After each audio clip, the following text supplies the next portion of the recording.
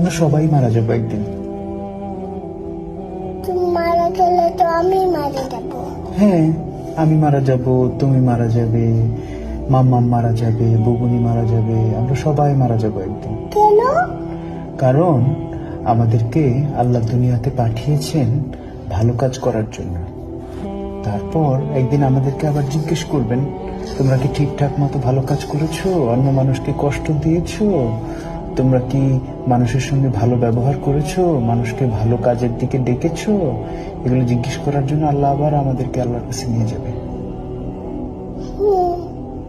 বুঝতে পেরেছো? আল্লাহ আমাদেরকে কি জন্য বানিয়েছে? কি জন্য? আমরা যেন ভালো কাজ করি, মানুষকে কষ্ট না দিই। আল্লাহ দেখা দেয় না, আল্লাহকে দেখা দেয় না। না, আল্লাহকে দেখা যায় না।